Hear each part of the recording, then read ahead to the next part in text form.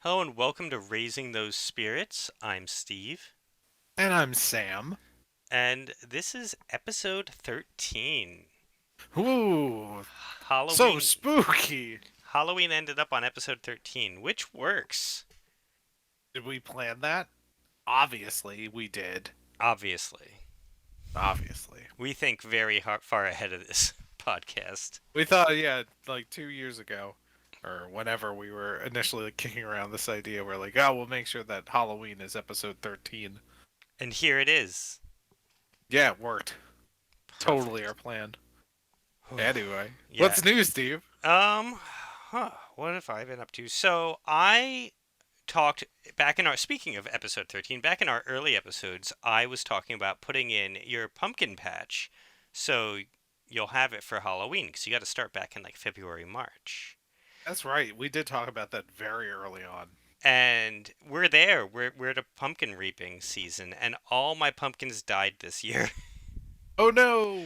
because it just rained too much. It was too wet this year.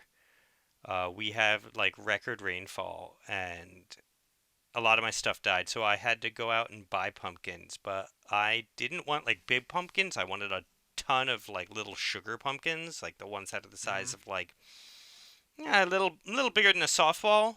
You know what I'm talking about? Sure. Yeah, Um, yeah, yeah. like soccer ball sized almost, not like the medium sized pumpkin. That's too big.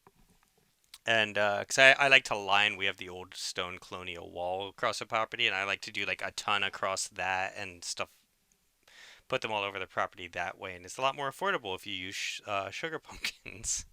And I could not find anywhere that had like a bunch of them. There was like one or two here, one or two there, and finally this evening we were out to dinner, and we were next to a Home Depot, and I popped in, and they had like six left, so I grabbed them all, and now they're happily out on my front wall in front of my house.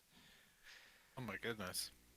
So that's my. Pumpkins are Go ahead. yeah, pumpkins are expensive. You when you like pay by the pound, Oh no, I don't pay it by the pound. These were like $3 for sugar pumpkins, so I grabbed like you six gotta of get them. the little cheap ones. Yeah, exactly. And I might go to like Stop and Shop has like all the tiny ones like the size of your fist and it's like 10 for 10 and I might grab a bunch of them and just kind of fill in around the property a little bit on all the stone walls and stuff. That was my big spooky accomplishment. Otherwise, I've just been really embracing fall. I've made a ton of different soups. I've been baking. I've just been making and freezing soups. It is fall. Halloween is here. W- We for a big fall activity, we had a couple of friends of ours over, and they have two kids who are about my daughter's age. So we kind of just let the kids destroy the apartment. Like basically was just like, all right, stay out of the kitchen, just go do whatever you're gonna do. And I mean, like every Lego was on the floor, every pillow was made into a fort.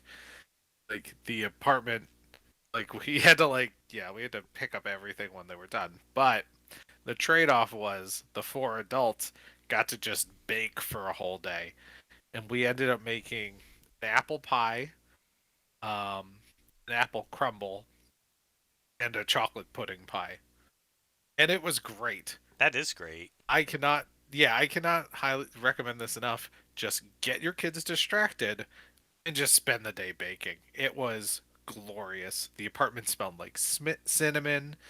Um, we had dessert. We were able to get the kids to eat what we had cooked, which is always good. It shouldn't be hard to get kids to eat pie, but kids are picky, but they ate the stuff that we made, so that was also nice.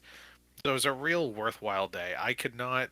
Yeah, this is what I recommend to all the parents listening is if you can just get your kids distracted and spend a day baking. It is fabulous.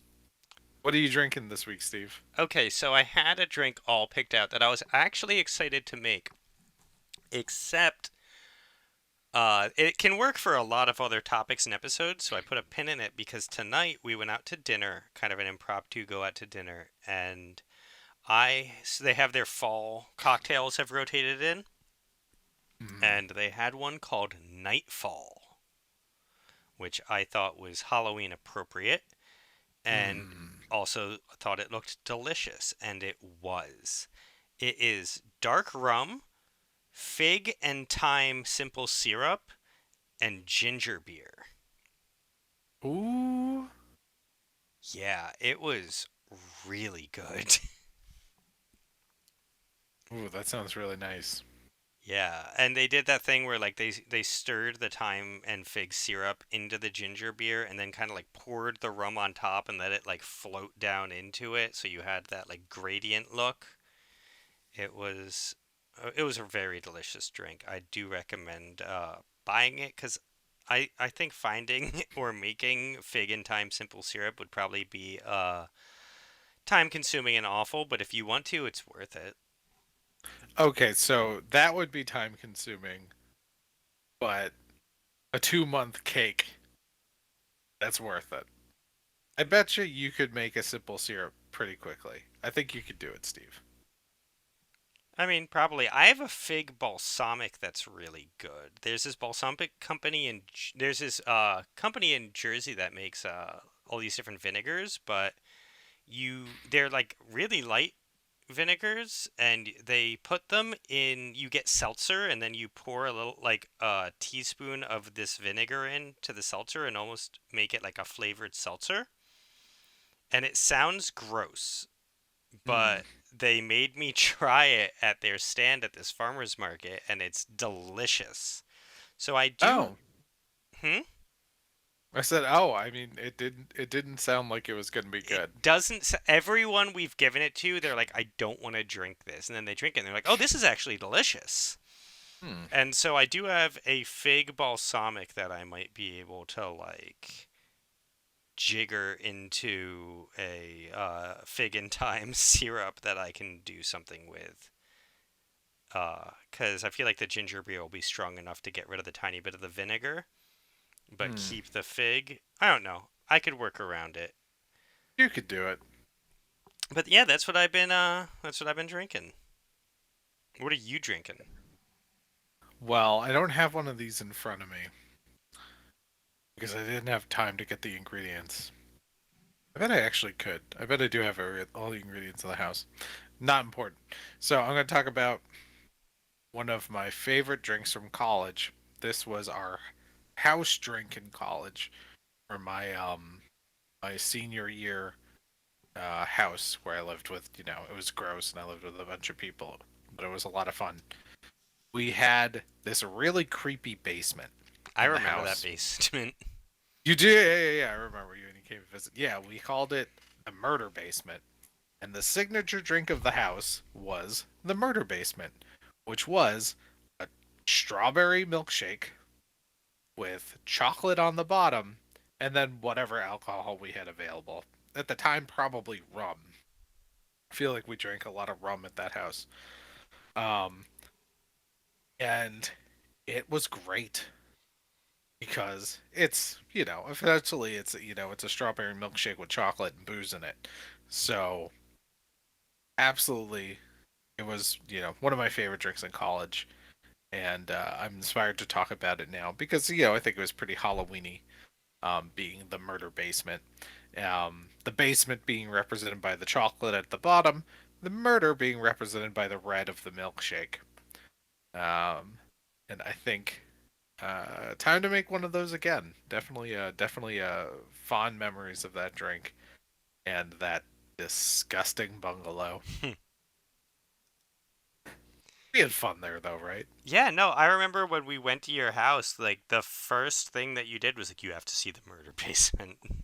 It was so creepy. No, There it was like an was. old It's like an old disused bathroom, but it was just like there's just like a toilet It and a sink, was not hooked up to very anything. it it gave off really big Saw 1 vibes when you walked down and found that bathroom.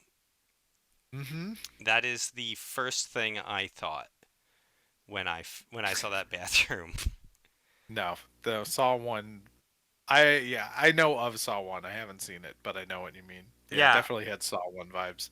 It I also had all of our the old Tenet stuff still in it, like boxes upon boxes of stuff that had just been abandoned, and we periodically were trying to get rid of it, and then we just gave up because it was too much stuff.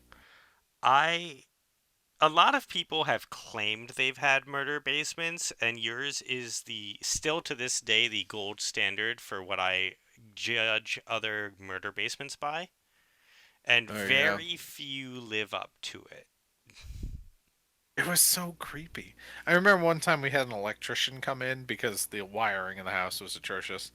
Um, and he started like following the wiring around the murder basement, and he was like, "Well, this is from the very first telephone system." We were like, "What are you talking about?" He goes, "He's like, this hookup here. This would have been for the very first telephone system that was in homes."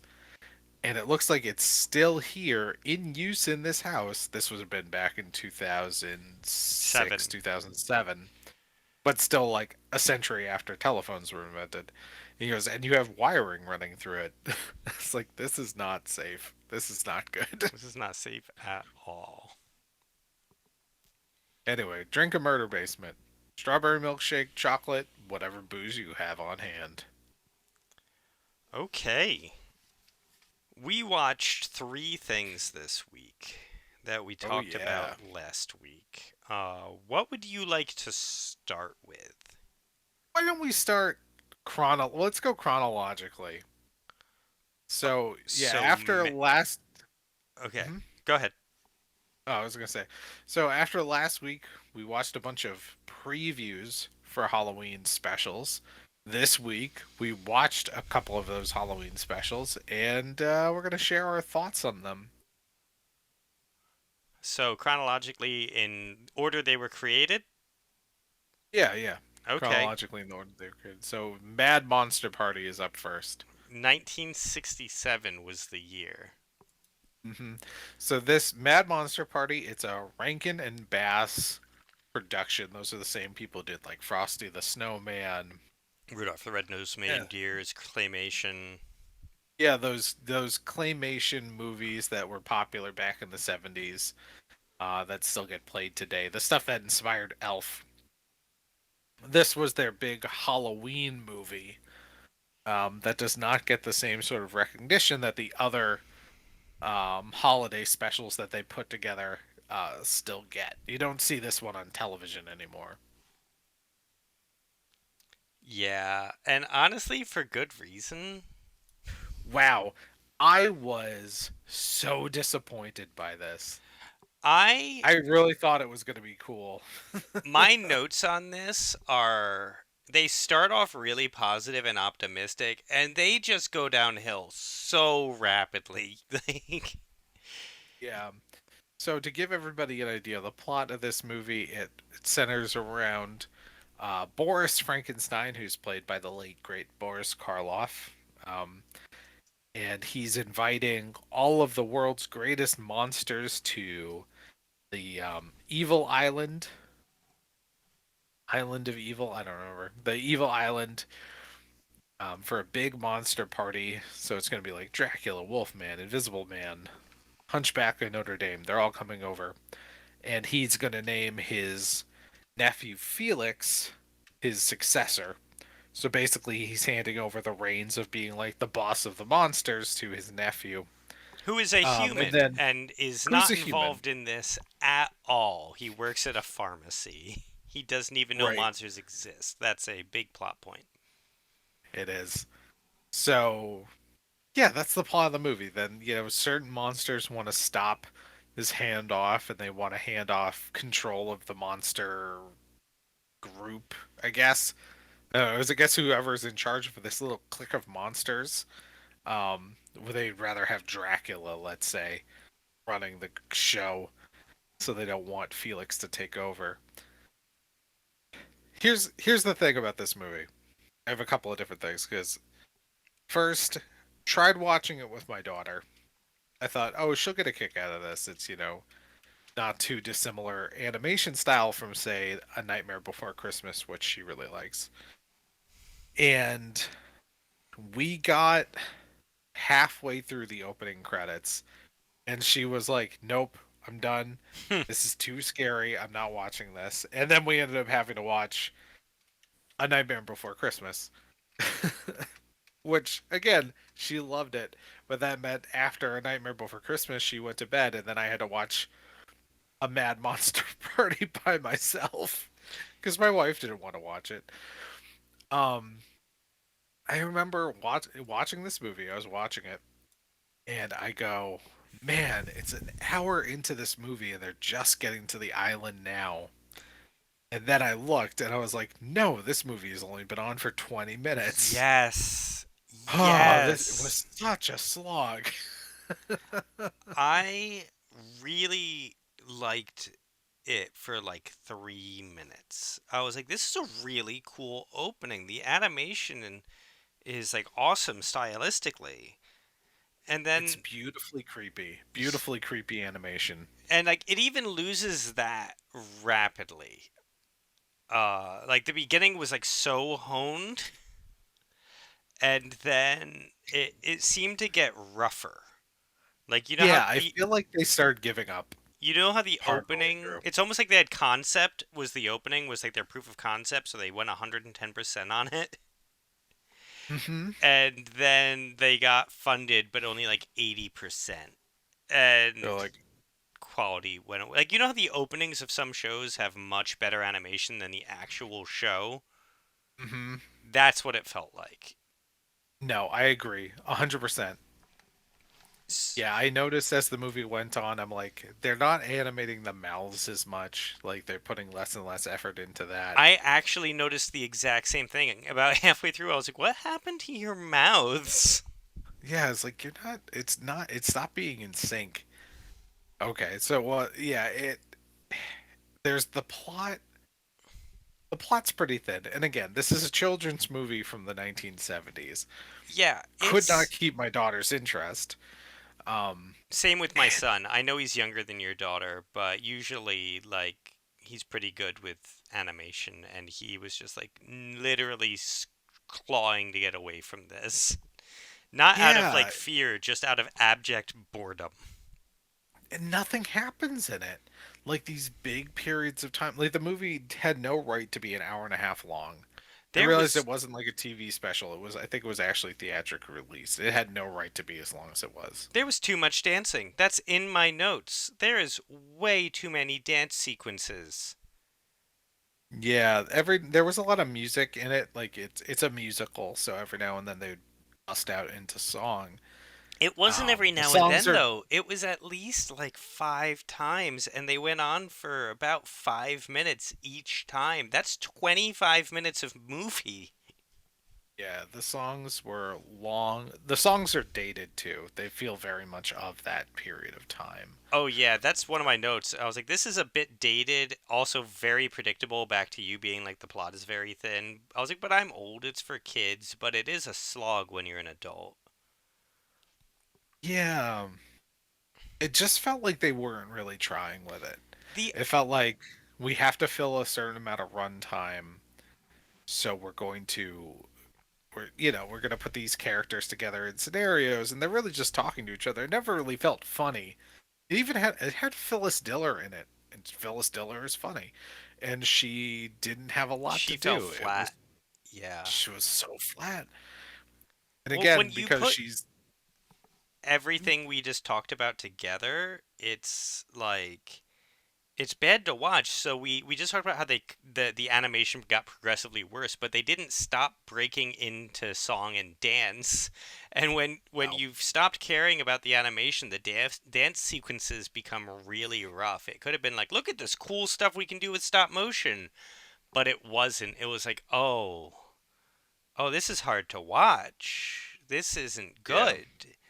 And then they're like doing like the bad Phyllis Diller phone them in jokes in the middle, and it was just like, oh no. So yeah. I almost turned it. I hardly paid attention to it once I got past the a couple of minutes after the opening credits when I realized I was like, oh, this is not going to be what I wanted it to be. yes, I was just like, okay, I just kind of zoned out to same, get through it. I was like, I'm not recommending this. So absolutely 100%. This movie is not recommended. I wouldn't recommend it for your kids. I wouldn't recommend it to an adult just to be like, oh, I want to find something that I can enjoy the same way I enjoy A Nightmare Before Christmas, and I was even reading the reviews on IMDb, and there was a lot of people who were like, "Wow, this is not as good as I remember it from when I was a kid."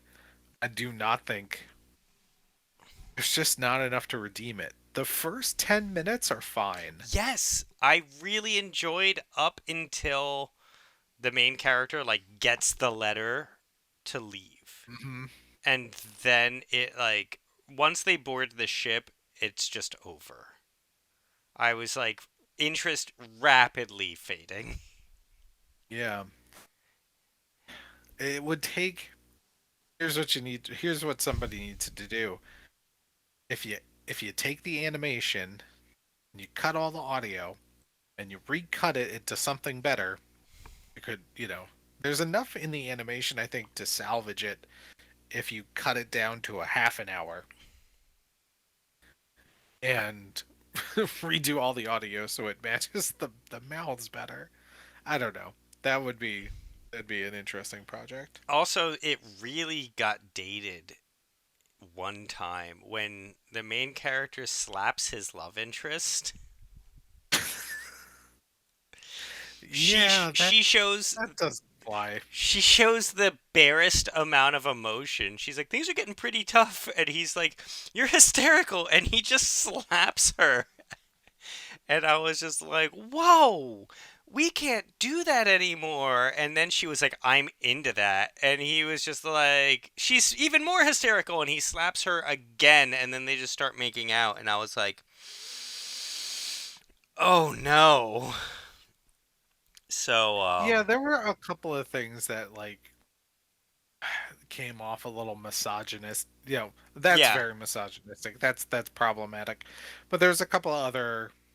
I remember there was one exchange between Dracula and a zombie. I don't remember the zombie's Igor? name, but was it Igor? I don't know. It was the character that was basically a pastiche of Peter Lorre. Yeah, Because the there's one who always a was Peter Lorre. creeping on the love Yeah, interest. Yeah. yeah, he was a creep.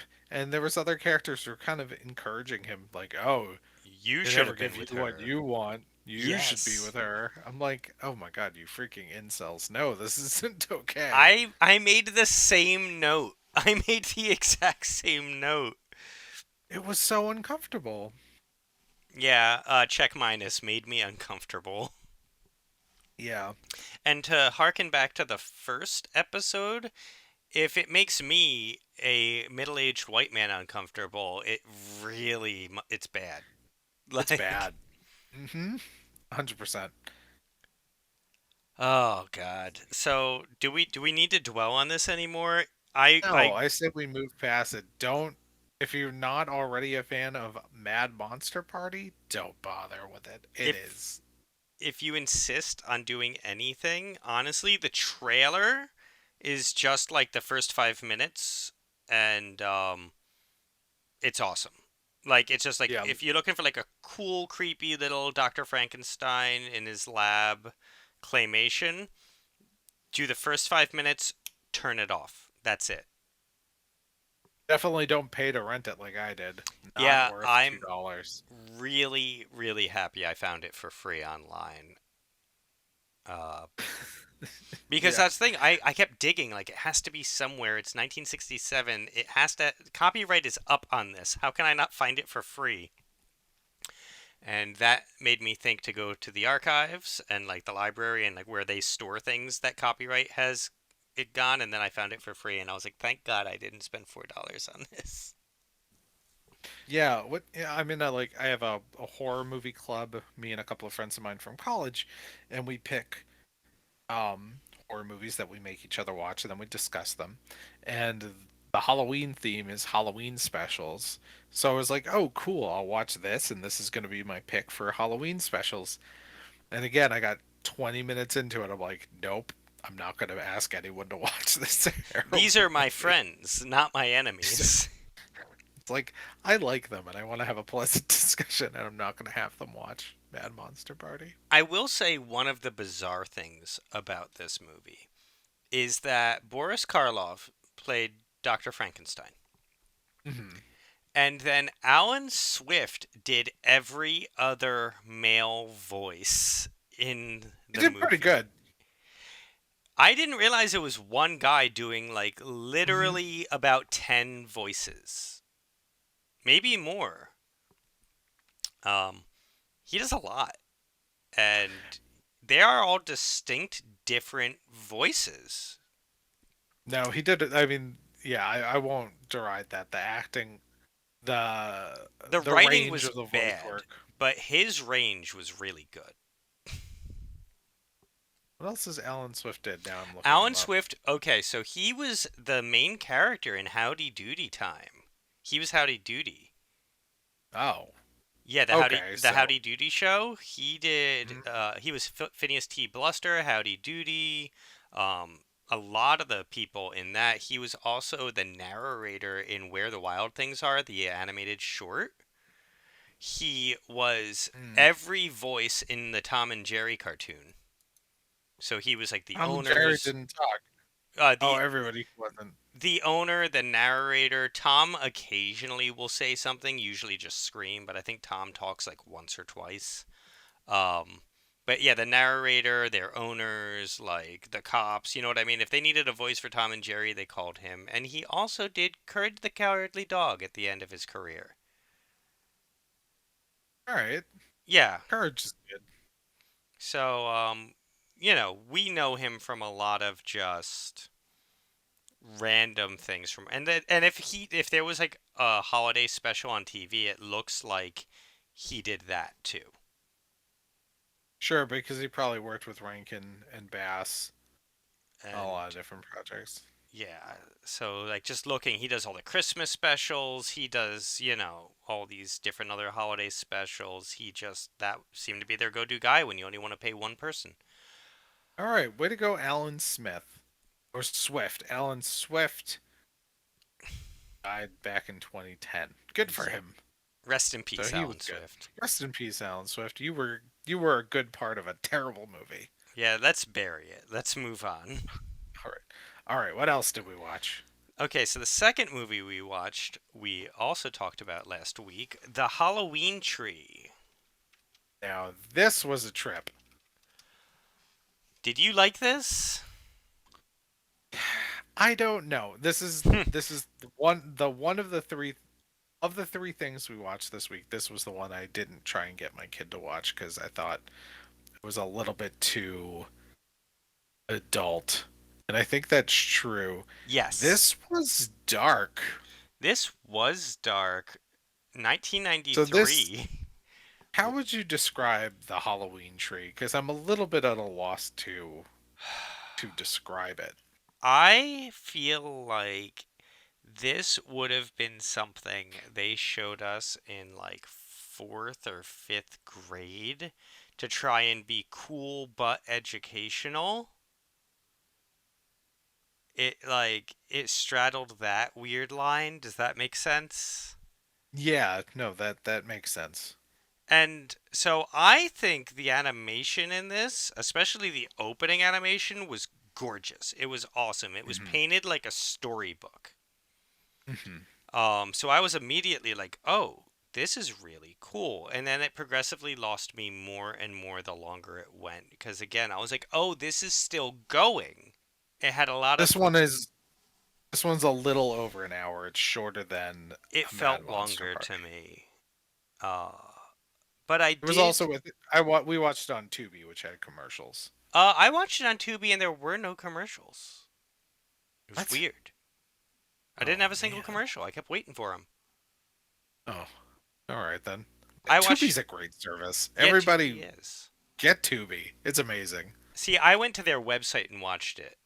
Um, Oh, maybe that's why. that might be why I didn't, because I was kind of like overlapping and watching it at work, and Hmm. I couldn't, get on one of my streaming apps, so I just opened it up in another tab, put it on my second monitor, and kind of had it on in the background. And Yeah. I started off really into it. The opening was really cool. They had me basically until the Halloween stuff happened. Yeah. When it So let's started to get describe the plot a little educational, bit. Yeah, let's describe the plot a little bit because I think that's important to this one. Um, so this is a Ray Bradbury story. Ray Bradbury does the narration. It's about a group of kids sometime in the they don't say exactly when, sometime nebulously in simpler times. So like I think based on the cars I would say it's probably supposed to be the 40s or the 50s. And this group of friends goes trick or treating, but one of their friends is missing. And they find out that he has appendicitis and has gone to the hospital. And he turns out to have died. So, And yeah, is that, am I describing this properly? well, I want to rewind a little bit. So you jump Mhm. from child to child, and they all just keep talking about this character Pip, and everyone really wants to impress Pip. Yeah, they all really like Pip a lot. They and my notes are everyone wants to impress Pip. They are hyping him up too much. He can't possibly live up to this. And then they get to him being put away in the ambulance and taken away, and I was like, "Oh, he can't live up to this. He dead." He literally can't. He dead. He has died.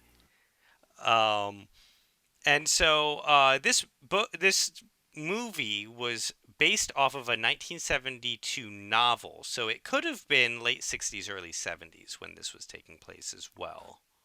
Mhm.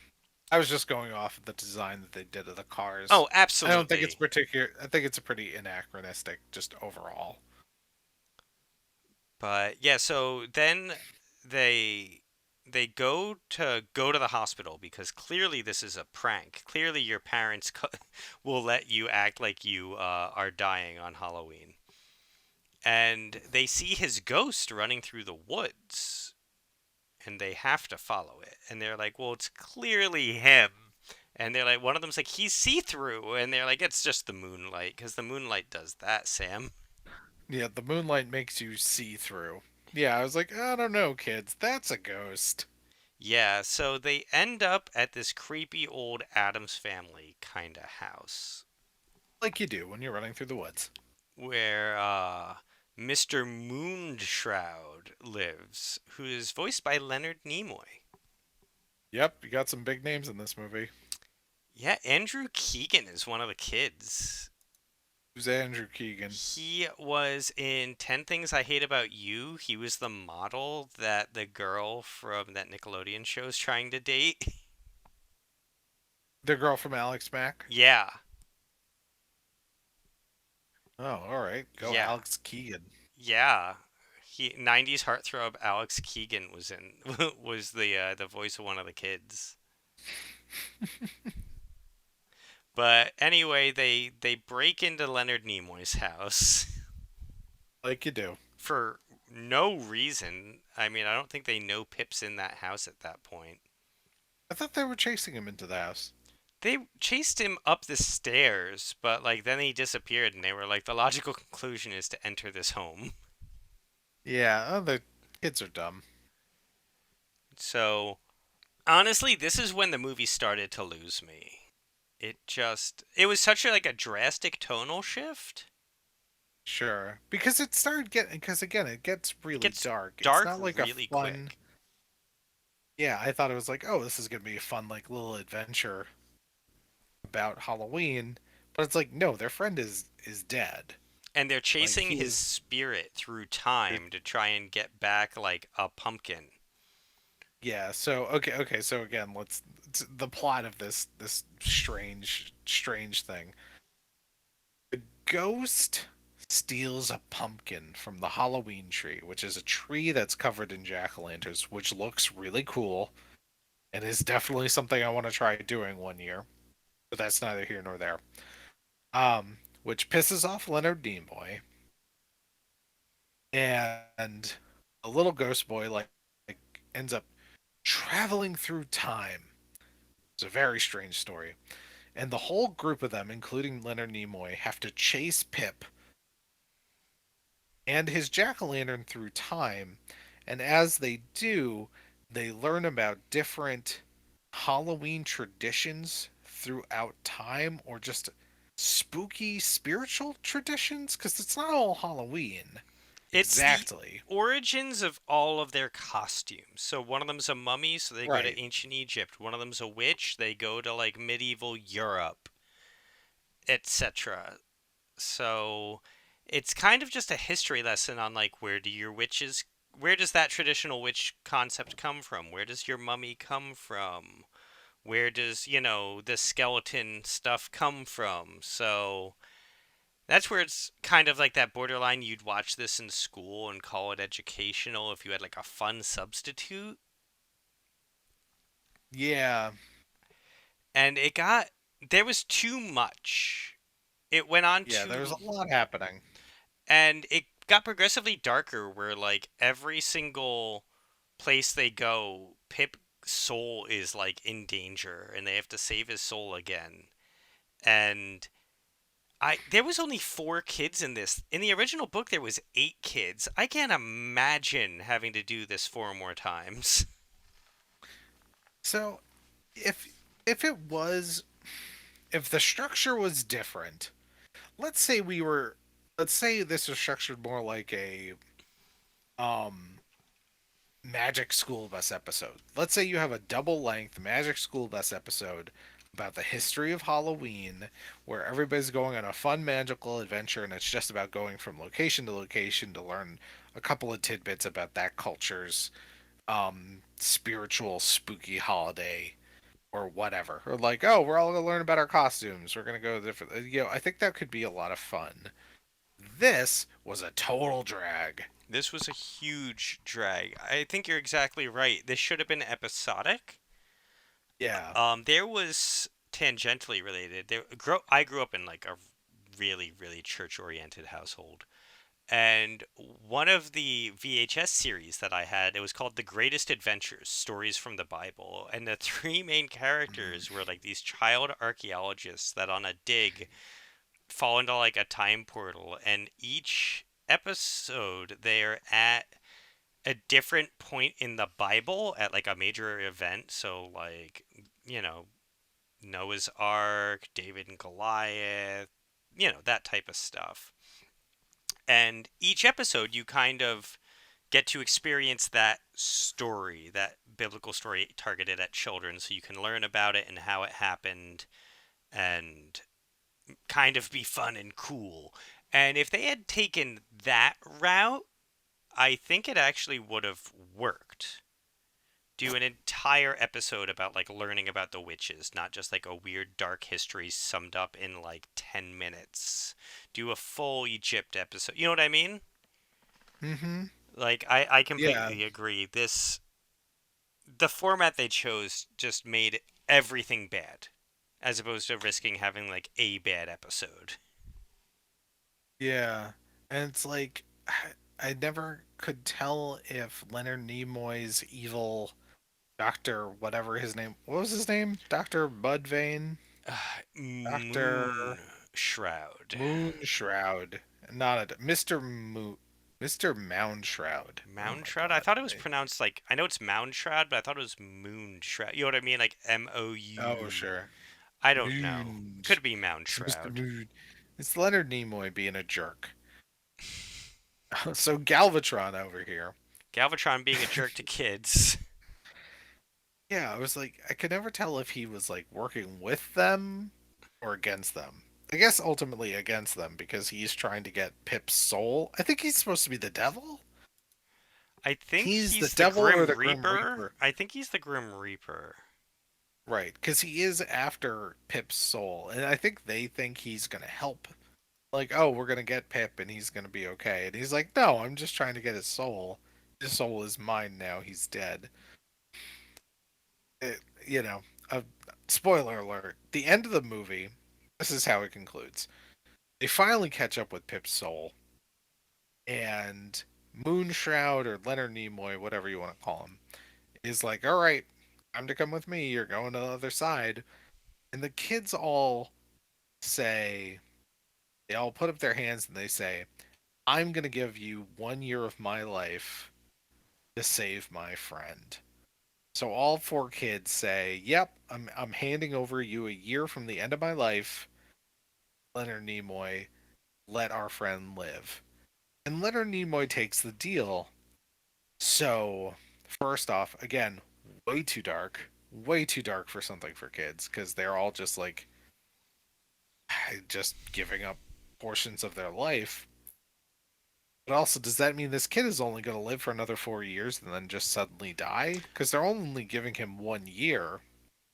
And the Reaper seemed to be fine with taking just the 1 year, and then everyone else is like, sure, take some of my life too. And I'm like, he had already agreed, kid, shut up. Yeah, But seriously, quit while you're ahead. you know what I was waiting for? This was so dark that I was expecting them to all give a year of their life and have one of them die. Be Oh, it's like, like, oh yeah, you were going to go down next year. yeah, like, Sorry, kid. sorry, little girl, you were actually supposed to get hit by a car in 9 months, so you're coming with me. Oh my god. I No, that was would have been perfectly thematic. Yeah, I was waiting. That's the thing. It was so thematic. This is for kids, but that would have been on brand. Yeah, so it's another one that I'm not recommending. I there is a better version of this to be made. Someone's just got to make it. Yeah. I'm not going to do it. I don't know. I'm not an animator. It had a lot of potential. It just did not execute. And I feel like that's just true for both of them. It like that we've watched so far that we've talked about like it had formulaically everything we needed and then just fell flat. Yeah, good premise, poor execution. Did have a lot of uh did have a lot of like kids who all the kids like grew up to do stuff. I was looking through this. So Andrew Keegan, the guy from 10 Things I Hate About You was in there, but Alex Greenwald was one of the kids. He's the lead singer of Phantom Planet. Oh, okay. Yeah, the third kid that was a boy does the voice of Chucky in the Child's Play movies.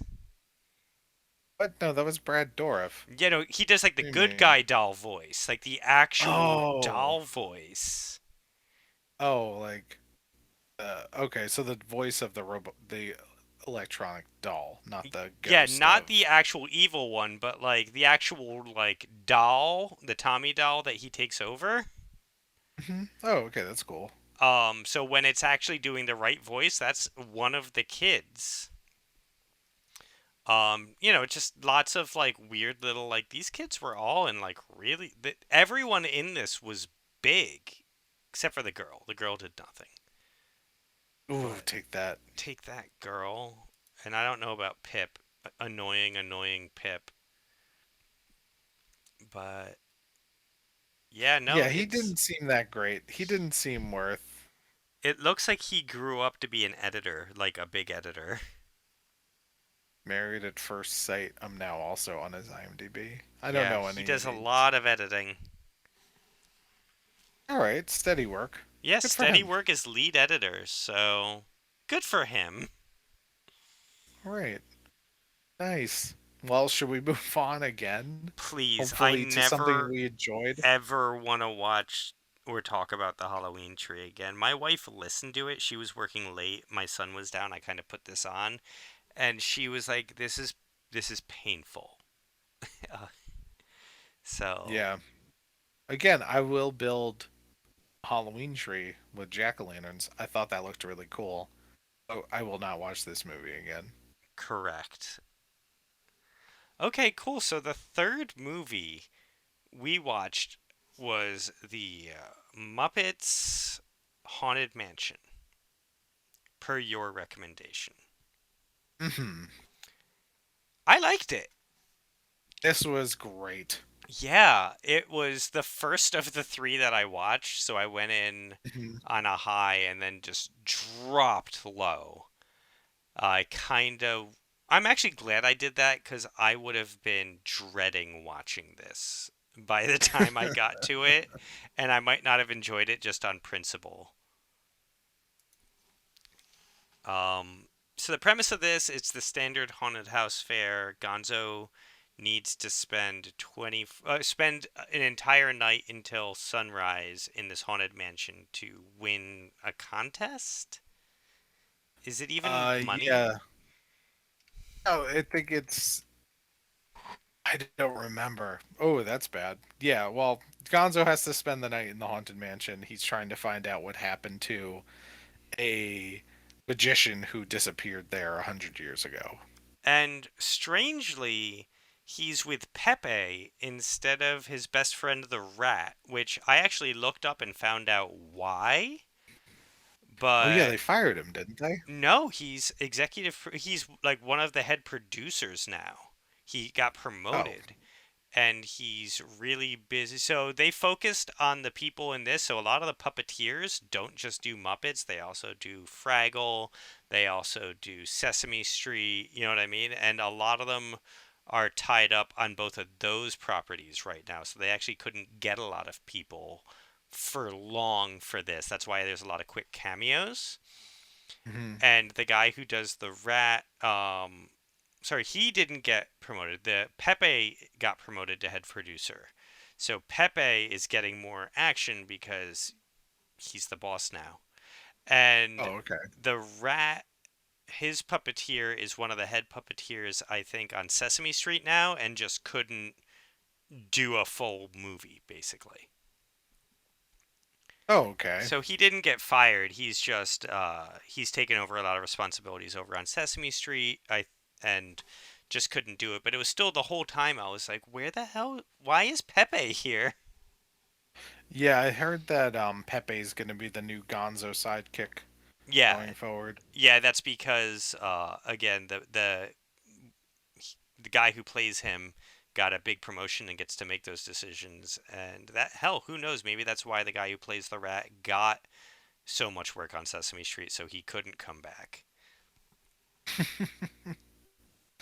um Yeah, so the basic premises are just it's Muppets in the Disney haunted mansion, regardless of whatever the actual plot is. It's just an excuse for the Muppets to do haunted house humor, Yes. and it's perfect. I actually This is laughed. It was yeah, this genuinely is fun. funny. This is another one I watched it with my daughter, and she laughed. She got scared. She never got too scared. Um, Perfect. Yeah, I think if she was a little younger, she probably wouldn't have been interested in it. But like, yeah, I think for a 4-year-old, I'm saying it's really hitting that sweet spot. There's plenty of jokes she didn't get, um, but she got a ton out of it. She really enjoyed watching it. So I think um, I would absolutely recommend Muppet Haunted Mansion, just as a fun Muppet adventure. Yeah, Um, it was a very fun Muppet adventure. Again, there was two times that I wrote down that I laughed really hard, probably harder than I should have. Um, and yeah, like not every joke hit, but enough of them did. And even my son, he's a year and a half, he watched part of it happily. yeah, I there were a loved, couple of really good laugh out loud jokes, like even to the point that I don't want to. I'm not going to say what they were because I don't want to spoil them. I want people to watch this. yeah, Rolf has a really good one that I liked. There was an exchange between Pepe and a rat, not Rizzo, a different rat. Although Rizzo, I think, does pop up at some point. Rizzo does Um, make a cameo. yeah. But there's another rat that Pepe has an interaction with that I would say was one of my favorite jokes, just in general. Like I think it was a fantastic joke. Not gonna give it away. Just be when you watch it, be watching for that interaction between Pepe and a rat doorman. Yeah, A I lot of cameos in this. A lot of like Will Arnett's in it.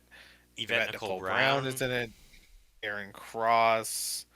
Um, Even like really like micro cameos by like Pat Sajak. Pat Sajak shows up for like 2 seconds in this. Alfonso Ribiero's in it for a hot second. Ed Asner's in it for a hot second. Um, Yeah, I think this was one of Ed Asner's last, very very last things. yeah, he If recorded not, this right before he died, I think. yeah. So that was it's nice Will Arnett to did a see him really one good more time. job. Yeah, Will Arnett is kind of the host of the evening. He Yeah, Will plays the Arnett was really good. butler. I like Will Arnett a lot. I watch a lot of Lego Masters that he Mm-hmm. hosts.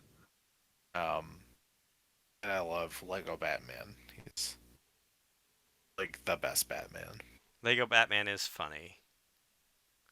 John Stamos is in it. He does a very good Oh job. yeah, John Stamos comes in as himself. Yeah, as himself in the VIP room. This is what I hope to see more of from the Muppets. I feel like Disney has actually like I think Disney has really finally hit on something that will work for the Muppets.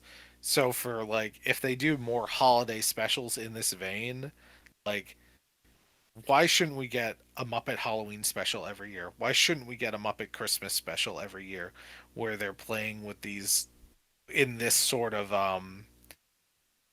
space like like oh they're doing a haunted house parody. I think next year they could do a Frankenstein parody. I would love to watch a Muppet Frankenstein story. I think that would be a lot of fun. There's Um, enough public domain stuff like that that it's really inexcusable to not.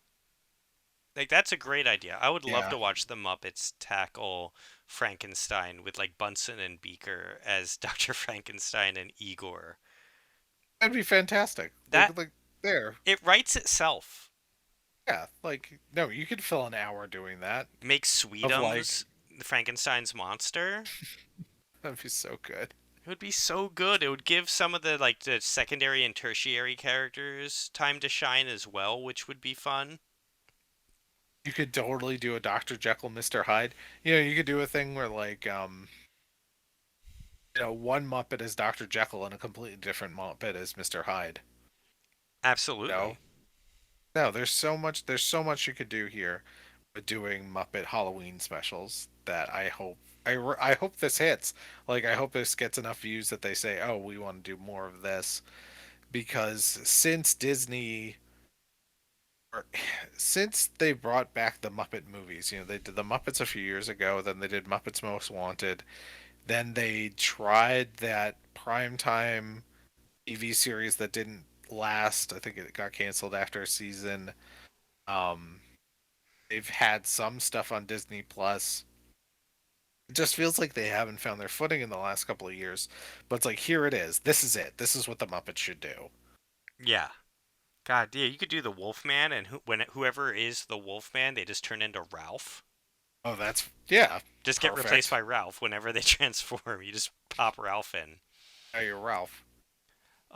I love it. I think there's so much stuff they could do. If this was like a dipping their toe in kind of a thing, I think it was a huge success for that. And I like that Hmm. they worked Disney things into it. Like Statler and Waldorf are in, instead of being in a balcony, they're actually in the real ride, like one of the booths that you One sit of the in. ride cars, yeah. Yeah, like that was a nice little touch that they were in a ride car. And I do like that the journey they take actually takes you through the Haunted Mansion as it is in the ride. So it's kind of like a fun way to go through the Haunted Mansion tangentially. So that's and that's another idea. Like the Muppets could do more specials based on Disney attractions. I mean, like it's all about getting people to the parks, right? Yeah, end of Like, day. why not? Yeah, why not do a Muppet Jungle Cruise? Then Oh you my can work in god. stuff from the new Jungle Cruise movie. You get The Rock. I mean, like The Rock seems to just show up for anything. Like The Rock is just always seems like down to do stuff. If it came out one day that The Rock had an identical twin brother and that's how they've done this, I would believe it because you're right, he's in everything. Rock is everywhere. But I would watch an hour of doing The Rock and the Muppets doing Jungle Cruise. I haven't seen Jungle Cruise. It's on my list of things to see when it pops up on Disney Plus for just I always say free. It's not really free because you're paying it monthly. Do want to check that out. You could do what about Muppets Pirates of the Caribbean? I mean, they've already done Treasure Island, I guess, but you could do another Muppet pirate movie. Or do like the Robinson Crusoe Island. Do more like actual attractions at Disney. You know what I mean? Do Muppets Robinson Crusoe. Do Muppets Tomorrowland. There's Exactly. a movie nobody saw. Nobody saw Tomorrowland. No one But you, watched if you that put movie. Muppets in it, But if you put Muppets in it, it's got it. Golden. Oh man. Why don't they let us do this? I don't How do we know. call Disney? I'm gonna call Disney tomorrow and be like, "Hey, Disney, who's in charge? It's still Bob Iger. Hey, Bob Iger, I have so many Muppet ideas that you need to do. Muppet Star Wars. What? Okay, why don't they do just a straight up Muppet Star Wars hour special? I mean, I'd they're watch already that. kind of doing that with Lego. Oh yeah, I watched the Lego Halloween special. Oh God, I'll watch it. It's stupid. It was dumb. I believe it. Yeah, it was not. It was completely worthless. I was like, I don't like this. I don't like this at all. But And I use, for Star Wars, I have a lot of leeway. For Lego, I have some leeway. Lego Star Wars Halloween, I was like, I'm not down for this. I don't care for this. I am really into the idea of the Muppets taking over other properties based off of the success of this property. Because they did it just Yeah. right. Like, there was Mhm. enough focus on the Haunted Mansion and enough focus on the Muppets where it didn't feel like they were just trying to get me to go to the Haunted Mansion. All But your favorite Muppets get one good joke in, yeah, at least. I and mean, it's mostly Gonzo's movie. sometimes the Everybody joke gets a is moment. that this is their only joke, so that they've got to make it count. But They even had callbacks to like the Muppet Show because they have a big dance sequence and it plays out at the beginning of it very similar to some of the old Muppet Show sketches, which I was like, that's so cool. Here are some characters I haven't seen. Yeah, they don't really bring these characters out except for they were on these different segments of the Muppet Show back in the 70s, and they're doing that bit for the first time in 40 years. It was so much fun. yeah, it was refreshing to have a nice Halloween special that I hadn't seen before that I could actually enjoy. Like if my son grows up a little more and gets into the Muppets, I will happily sit down and revisit this with him. Oh yeah, I'd watch this again on my own if I just had like nothing to do one night. Yeah, I could see this is going on in the background. Cool. All right, So is that one out of three. One out of three hit. that's bad, but now One out of we did this three for is you. bad. Yeah. I watched that entire Mad Monster Party because I wanted to talk about it on this show. I Oh. really wanted to give up halfway through, I but I feel powered through it. I feel bad because I found that and sent it to you and was like, you should cover this in your previews. Not really expecting to have to watch the whole thing, It, but I feel like I did this to us. it looked like it was going to be really cool. It looked like it was going to be cool. Now we're talking about that again. Yeah, it looked like it was going to be good, but it was not good. I It was the was most bad. disappointed. I was pretty wary on a Halloween Tree because I was like, oh, this looks like it's going to be one of those say like from the 90s. I remember these sorts of things. I'll give it a chance, but I'm not super. I didn't have high expectations for Halloween Tree. Yeah. Muppets, I had reserved expectations for the Muppets because I've been let down before. So that was really exciting. But Mad Monster Party, I was like, I'm gonna see this. It's gonna be cool. It's gonna be this cool thing that everybody forgot about. It needs its chance to come back, and it just blew. It was so boring. It was yeah. We should stop. I can't talk about it anymore. Here's what you could do with a Mad Monster Party. If you're throwing a Halloween party, have it on in the background with no audio while you play your music. Not a bad idea. Yeah, that could work. Oh my god. That's a good way to end this episode. I'm happy with Oh, good. this. I Oh, think this good. is No, I'm glad there's I'm closing it up on a good note. there's nothing I can say at this point that'll follow that. We just have to say goodnight. Oh, well, good night, everybody. Tell us what Halloween specials you watched this year. And were Um, they any good? So we know not to watch them next year. yeah. Please tell us what tell us what was good. We made mistakes this year. Things things went poorly. All right. I'll catch you next time. Thanks, everyone. Bye.